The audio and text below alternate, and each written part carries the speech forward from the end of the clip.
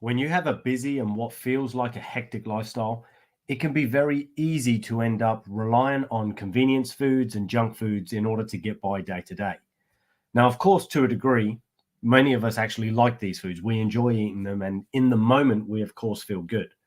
The catch is on the back end, we tend to feel shit, both because the food actually makes us physically feel like crap quite often, particularly if we overindulge. And it often gets followed up with this feeling of guilt because I shouldn't have had this thing. And of course, that's a problem because that's two problems for the one pleasure. But that's the pattern that we tend to get caught up in. Now, one of the first things that I tend to recommend to my clients when they're struggling to give up on these foods, it's a real simple method. I recommend that you start tracking your food. Now, sounds boring. I know it's not some fancy trick or super secret of the health and fitness industry, but it's a real simple method that anybody can do. It doesn't cost you a penny. All you need is a pen and a paper, and you literally just start tracking your foods.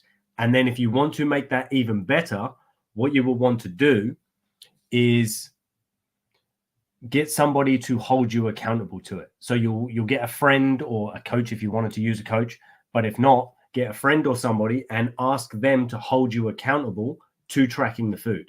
Because what you will find will happen every time you have to write down the bad food or the thing that you shouldn't be eating, you're going to think twice about it. You're going to be like, oh, do I really want to let this person know that I'm still eating this crap that I said I'm trying to get rid of?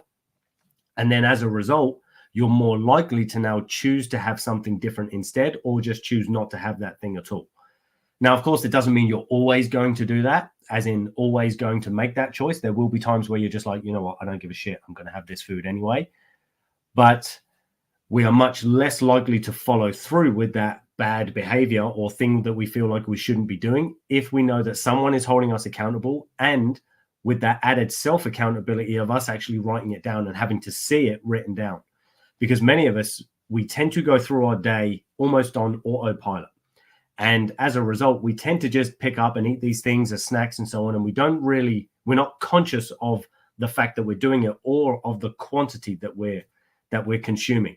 And as a result, of course, over time, we end up gaining weight, end up with a body that's achy, stiff, looks like shit, feels like shit, and we're unhappy with it. But it's because we've accumulated these habits and behaviors that we almost didn't even realize were happening. Like, we know, obviously, if we sit and think about it, shit, I probably shouldn't be eating all this junk. But at the same time, it's part of our autonomy. It's part of what we just do on a day-to-day basis without even thinking about it, really. There's no conscious effort involved. It just happens on an unconscious level, and therefore tends to run away with us without us even realizing. So now, by bringing our conscious mind to the party and saying, okay, well, I'm actually going to actively write down all of the foods I eat as I eat them. That way, as I mentioned, we get that self-accountability because we get the opportunity to say, oh, do I really want to eat this? And then if we have a friend or somebody involved who's going to offer to help to keep us accountable too, that gives us that double layer, which will prevent us from continuing to sabotage ourselves, because now we've got both ourselves and somebody else holding us accountable, checking in on us, making sure that we're not overeating this stuff too much, and therefore continually moving away from our goals. Then, of course, once we've got the food nailed, if it's a case of, well, what are my next steps? Well, now we can look at introducing good foods and so on.